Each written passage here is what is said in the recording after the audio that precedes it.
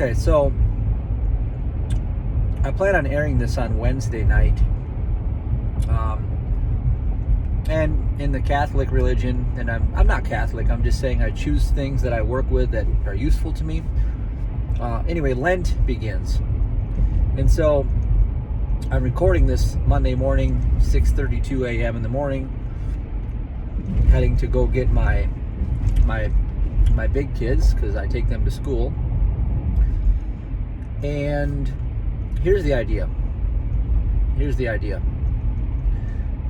Giving up fear for Lent. You know, last time I gave up worry. Well, worry and fear aren't necessarily the same thing, but very close. But fear is all material evidence. So fear goes even deeper. Fear is the first step to sin. Giving up fear is to give up carnality altogether, the belief that you came into being through a mortal construct. That's what fear really emanates from.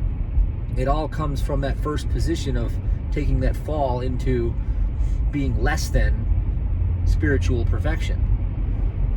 Okay, believing your lying eyes, looking at the reports of the 5 human senses, making conclusions that, hey, you know, this is why I have problems. Well, if there's the I having problems, then that implies that there are 2 I's. The I am, the all-sufficiency of divine love, and then there's another I that somehow is trying to get back to that place. And fear is what leads us into the talk that I want to talk more about, some from the last transmission, is trauma. So my discovery, and I'm writing this book, I just began this morning. Actually, last night I laid out the foundational work for this book. It has to do with how trauma, which in the etymology means to rob, so there you go. So it's of the enemy. So the enemy orchestrates trauma through the law of strife. So we believe we're born of flesh, and then the laws that govern that material womb of creation, ab initio, from the beginning comes as strife, envy, deficiency, lack of love. And so trauma tries to conceal divine love. And the argument, the assertion is that love is not present here. And then you insert the picture image of the suffering. And that suffering becomes the picture on the body. And the world is your extended body. So it can be on your physical body, it could be in your relationships, it could be in your pocketbook, could be anywhere. And fear is what governs all of it. So to give up fear is the only way to really neutralize trauma. You see, on a superficial level, if I say, well, if you just give up fear, then trauma will go away. Well, that sounds insane, because somebody like myself who's been through what they call post-traumatic stress disorder, you know, I used to have severe somatization illness episodes. For hours I'd shake. I'd have to go get tranquilized at the ER. They'd have to hit me with an Ativan or some sort of, you know, anti-anxiety, like slash something you don't want to take because it's probably highly addictive and worse than the problem itself. Here's the idea. I'm not talking about the simplistic explanation of this that you can't understand, that you have no use of whatsoever. I'm talking about understanding that fear is all false evidence appearing real, as you in the material body, having a life outside of divine love, being born of flesh, existing in a position where the corruption can come upon you and you have made mistakes that you have to rectify yourself from. All of these suppositions are error, and they're also impositions on your divine right to live in harmony with all that is. And so the trauma example of trauma is let's say you build a business and you have some business partners that have done you, they've dealt you a bad hand. They weren't really being forthright and honest with you, and really you got the brunt end of the deal. And so you think about, I want to build another business someday. And then that excitement is there. You're like, I feel the enthusiasm, the excitement. But because this memory of what you perceived to happen with another comes into the picture, yeah, but you remember last time that was really a bad idea. It ended abruptly. It was horrible. The fall was painful. And you see, then what does that trauma do? Well, that's a trauma. What does it do? Well, it creates an id, an idea, a persona, comes out of the nothingness, and it creates a human willfulness to solve a deficiency that never existed in the mind of God. So what we do is we try to overcompensate in one area or another. So wherever there is a trauma, there is a persona trying to overcompensate and thereby pushing the entire universe out of balance. So everything in the universe seeks for balance in rest. It goes from rest to agitation. That's the ether and the ether rarefaction, the one and the zero. And then we go into the carnal mind, okay, into the law of envy and strife. Trying to push against life or trying to manipulate through human reasoning, push our will upon something, make things happen, to make our will manifest.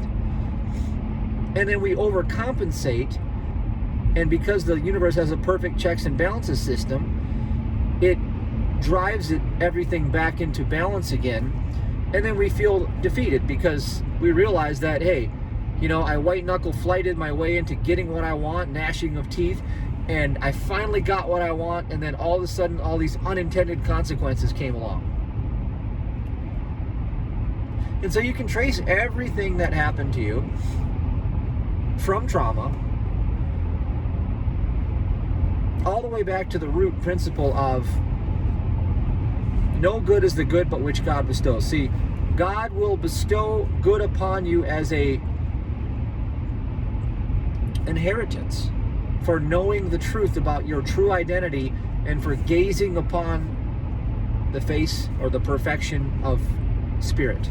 Seek ye first the kingdom, and all these things shall be brought unto you, is the biblical prescription for getting everything your heart desires, by letting God do for you what human will attempt to do for you, but bring unintended consequences along in the process.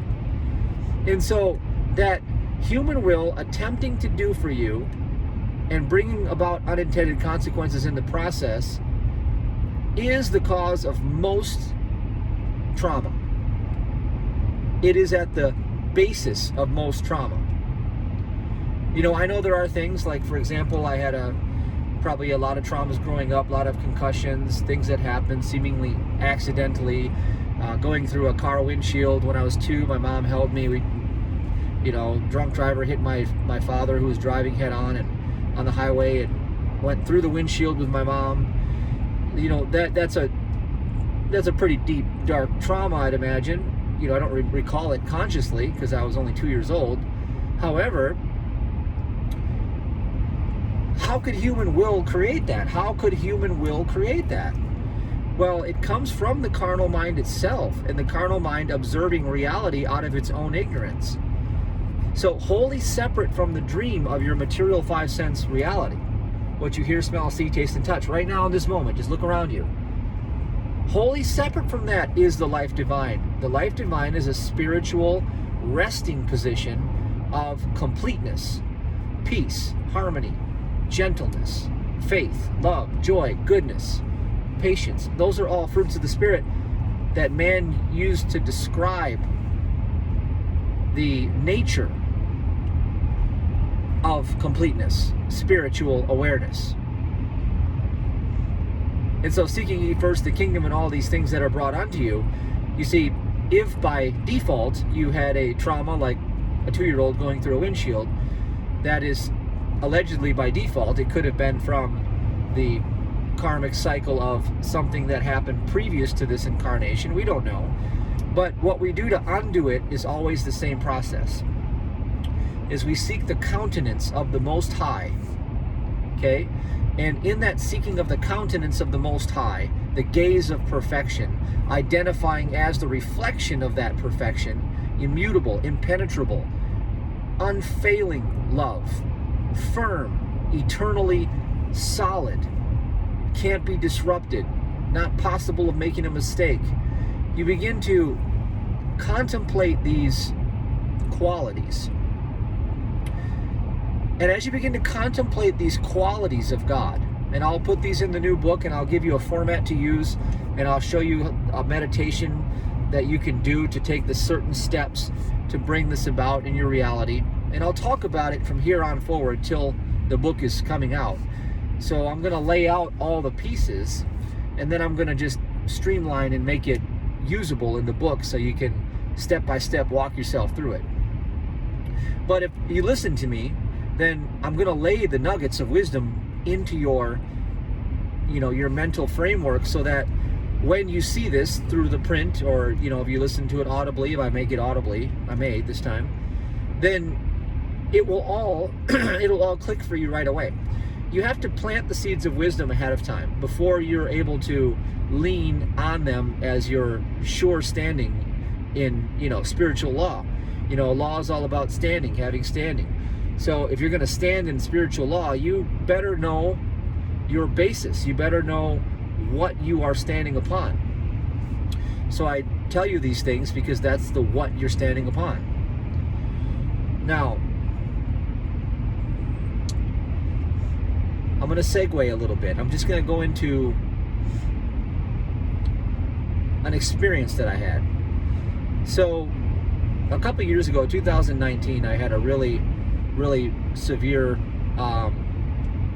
health issue that came across like my skin and my teeth, and it was a very, very bad infection. Very, very, very, very frightening. I almost lost teeth in the process. I had gums eroding within days. I mean, I didn't have time to react at all.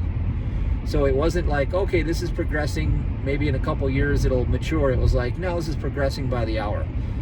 So I had to get that terror to yield promptly, so that the law of sin and death did not consume my mortal life before I had the ability to get into the reflection of God's presence.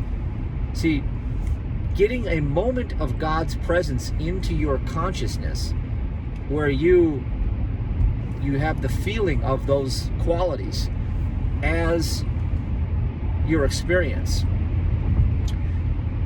is what causes the imperfections to scatter your environment. Like I talked about in gold in my last video, you put gold in your environment, it purifies the environment. Same thing if you put monatomic gold in your body, it purifies what isn't clean, what isn't pure. But it's a really tough process, because it brings it up for you to look at it straight in the eye and heal it. And you go through your trauma experience head on, right through that paper dragon, and it may be very, very unsettling to you. So the way to really knock these things down, and I didn't have much time to knock this down at that time, is get on the standing of what you know is true according to God. Get into the qualities that are invariably eternal. Goodness. Just look at the fruits of the Spirit. Okay, so if goodness is the quality of God, then there can only be good in the same space here that this is attempting to argue its case that there's a lack of that there's a lack of love here.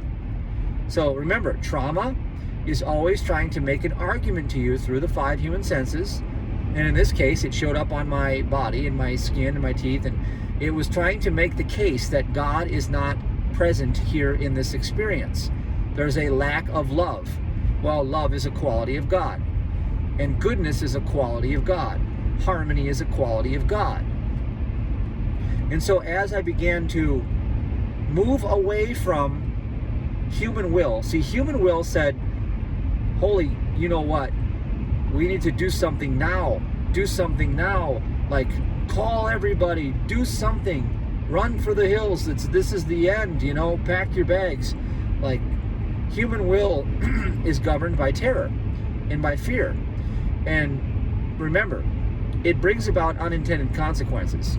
So, humbly I admit to you, the first 48 hours or less when this happened, I rushed to the doctor and got some really harsh antibiotics, okay? They had 2 antibiotics for me to use. Well, I took 1 serving of those antibiotics. You know, that's not like my usual self, but fear had really found a foothold through trauma on me. And remember, it's an illusion that comes into the present of your present moment awareness.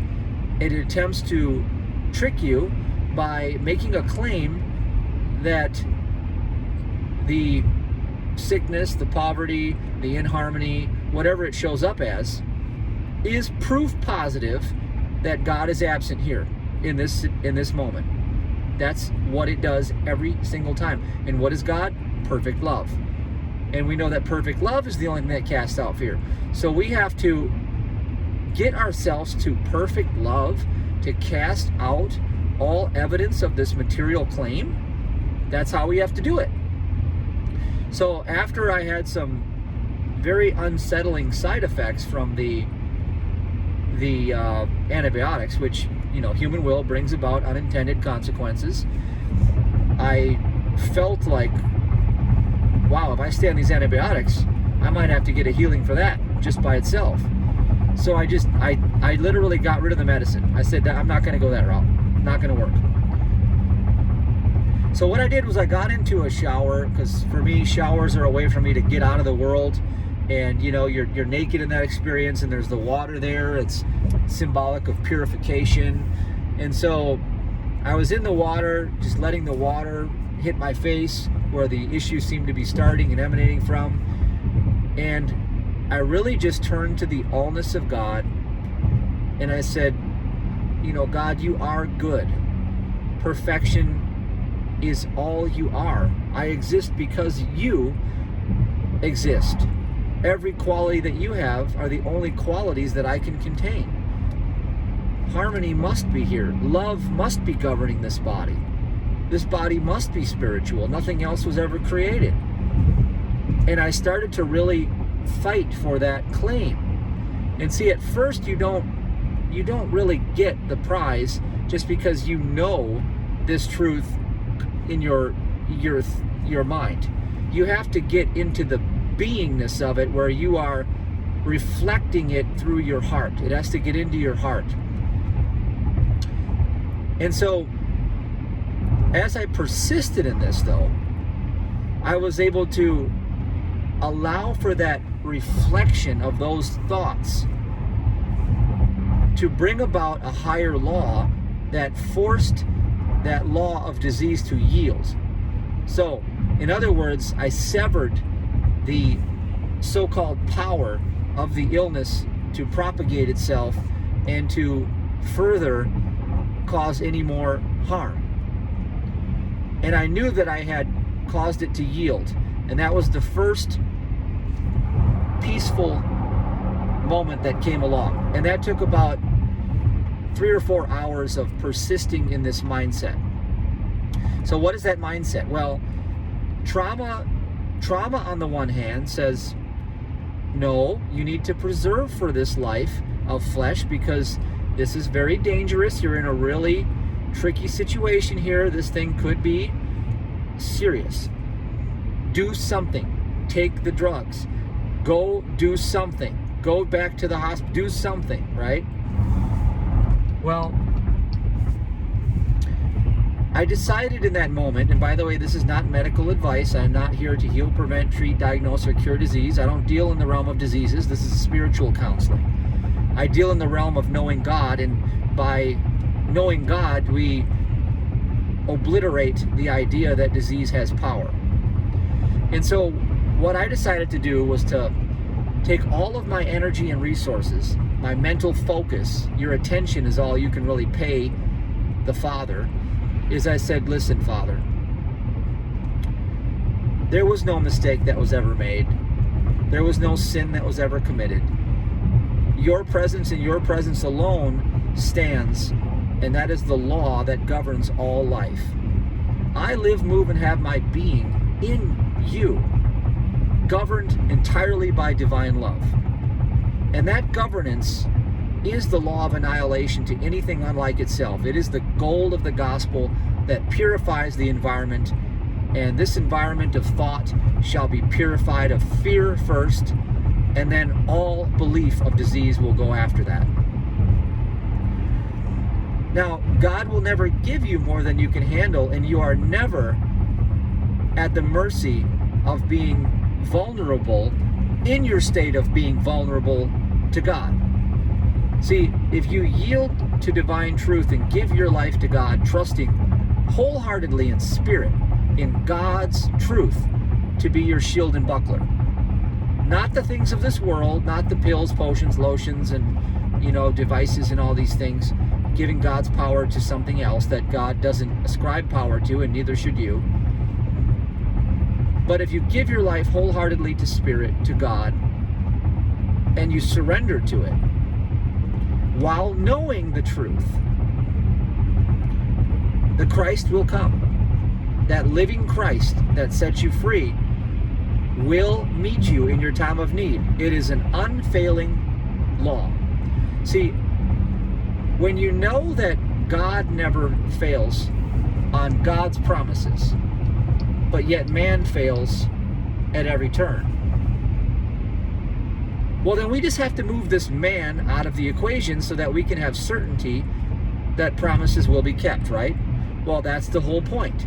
To remove fear, to remove trauma, is to remove the man by which it associates itself with. Well, what man is that? It's the material, fashion, form man, Adam of the dust, the one that is subject to the law of sin and death. And by that omission and that negation and the turning away to the qualities of God, you see, back of every human desire, so in that moment the human desire was self-preservation. I got to preserve myself to protect my life.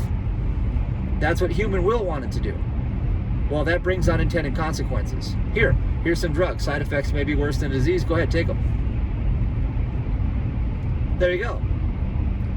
Back of every human will is a divine quality waiting to be recognized.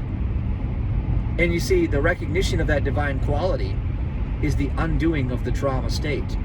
And so when I recognize that life preserving itself is a function of God's love, then it was God's love that I was really to set my all affection upon. So I set my affection all upon God's love. I knew that goodness was the only outcome in God's creation, because God created all substance and called it good. I get that. Nothing could come along to change that. No dream of the material body could change that. Well, I've negated the idea that I'm a material body. I'm living in spirit, and I'm living as God's substance, being governed by what? Divine love. That's the name of the book. The book's called Love, Living the Good Life. See, if you can get into divine love, because all trauma shows up at your most humanly vulnerable position, to assert that divine love is absent in this scenario. And when we make the argument that divine love is all there is, and we yield ourselves to that and lay down all of our burdens and our cares and our concerns, then the Christ comes. And those angel messages reach us. And these are thoughts from God being sent, forever present, always immutably reaching you without any obstruction, because there is no other mind to obstruct it. There is no carnal mind to prevent you from knowing the thoughts of God. When you decide to turn that direction through repentance, it's a thing that you have to do through your free will. You turn away from evil to the face or the countenance of God, seeking first the kingdom. Then that gold of the gospel comes into your environment, and it purifies and it dispels all darkness with the light. And that is the way out. And that is the way, period. That's the way of enlightenment. And so here's this big idea that I had. I want to share this with you. This is amazing. This is so amazing. Through a conversation with someone very near and dear to me, I discovered that because of not seeing things for what they are, I was allowing trauma, or permitting trauma, to rule and govern my behavior in relation to love itself and how I engage in relating with others. I was allowing trauma's mechanism of diversion. And again, this builds on what I talked about last time with Dr. John Sarno. Discovered that, hey, you know what? All these patients that had back pain, well, guess what? It's because they were repressing anger to the point of rage. And the brain decided to create a condition called mild oxygen deprivation, which diverted their attention to physical pain away from the emotional pain.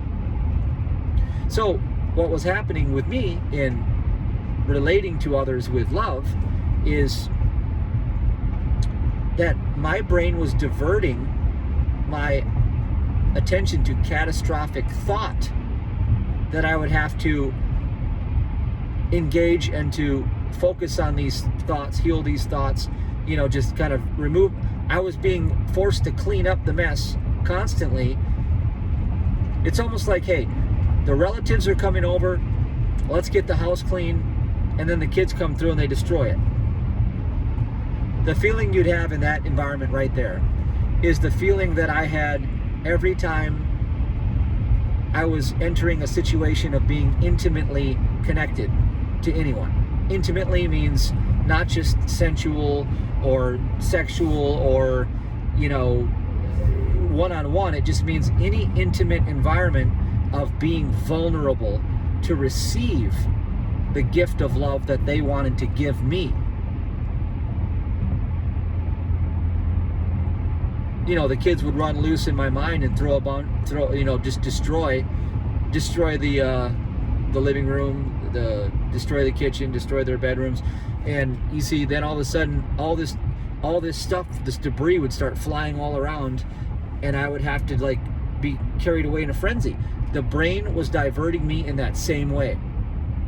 So as long as I didn't engage intimately, in other words, if I became my own hermit, if I just kind of lived in silence all the time, which I thought was beneficial, which I still believe that some silence is very, very, very useful. But I spent the majority of my time in my self-isolation, and I always used to say I could sit in a room for 3 days by myself and I'd be happier than I would be if I were with other people. Well, that was trauma. It was out of balance. It was human will. It was overcompensating, you see. It was my human will overcompensating. And I was the last to know till I saw it through a conversation. And then, just because of flow state, I was able to see all the teachings all at once. It's like I can open up 17 windows on my browser That's what flow state is, and I can just search through the highlighted parts of every, it's like I can speed read through data and pull all the highlighted parts out and put a constellation and see the idea. And so I was able to crack the code, and I was able to say, wow, look at, this is what I've been doing the whole time. This is the diversion that my brain has been using because of trauma. Every time I'm in an environment where there's an intimate reciprocity of, love going on here, my brain throws up catastrophic thoughts, like kids destroying the house, and I go off and start cleaning that stuff, when in reality, none of it's even happening. None of it is even happening. That's the big picture.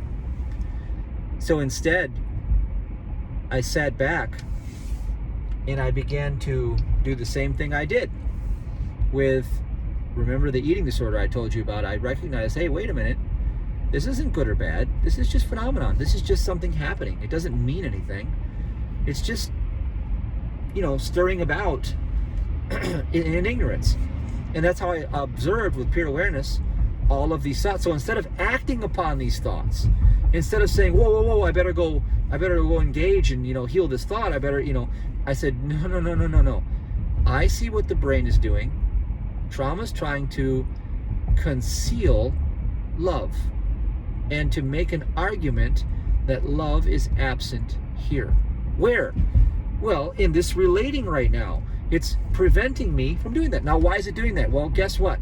Because it could be because, at 20 years old, I had a relationship that was 5 years long, and I had a daughter in that relationship, and I had to sign off full custody to her, and I lost my first daughter. It took me 5 years to get over that emotionally. That was very, very, very traumatic to me. Now, what did that mean? What did my brain make a distinction of in that moment? What did my human reasoning have to say about this? Well, being vulnerable and being in love, which I was very much in love with her mom. Although I wasn't very mature to handle a relationship at the time, I still had love. I really loved her. There was lust, but I still loved her. And losing that relationship, what the brain says and what the argument is, because the human reasoning is like a computer and it doesn't always compute quantumly, it computes linearly through limited data. It has limited data to use, and it's using human reason and judgments of good and bad. You see, that's the whole garden thing. So I stepped into the garden, and instead of observing it neither as good nor bad, so this woman, she never had good qualities or bad qualities. She was just the instrument of love to reveal God to me. That's the truth. But instead I said, no, she's a lying BIT, you know what? And she ripped my heart out, and I lost my daughter, and and I was an ASSHO, you know what, to her, and I was very, mean. And instead of making all those judgments, because the computer of the linear reasoning mind said, okay, well, we got this and this equals severe emotional pain. So next time, love is coming through another vessel, and we're going to conceal it with trauma. Here's what I know works. I'll throw all this smoke screen of mess everywhere. You'll go off and you'll meditate, and you'll leave the situation. Essentially, you will leave the situation and go self-isolate yourself. Just like what Dr. John Sarno discovered, that, hey, the brain will send a mild oxygen deprivation to cause severe back pain every time you start feeling this emotion of anger suppressed to the point of rage, because it's a great diversion, and it avoids feeling the harsher of the two pains, which is the emotional pain. Exactly. And so that trauma pattern, and now look at yourself. Are you doing that? Are you doing the same type of trauma? Are you doing some other type of trauma? Because trauma always tries to conceal the fact of divine love being ever present. So look at your life, and the book will help you, by the way. We're going to look at your life and identify where you are being diverted, straying off the path, ever so cleverly, through human reasoning. Because putting yourself back on the path allows for you to grow exponentially. And so this chapter of my life, I've moved out of trust, which is the most powerful force in the universe, into love, living the good life. And I want to take you on that journey, and that's the journey that God's taken me on. So these are some nuggets for you. Once these nuggets set in, you're going to have some aha moments. Your understanding of how this works from this moment forward, you're going to see, like these glasses can see, this yellow spectrum that's everywhere I look. Just imagine you have some truth glasses on now. You're going to see where you're being diverted away from the fact that divine love is the only truth, okay? You're leaving the 0 point, ultimate truth is love, and you're going into a sleep of ignorance. And then we can go to the kingdom and resolve all of these things.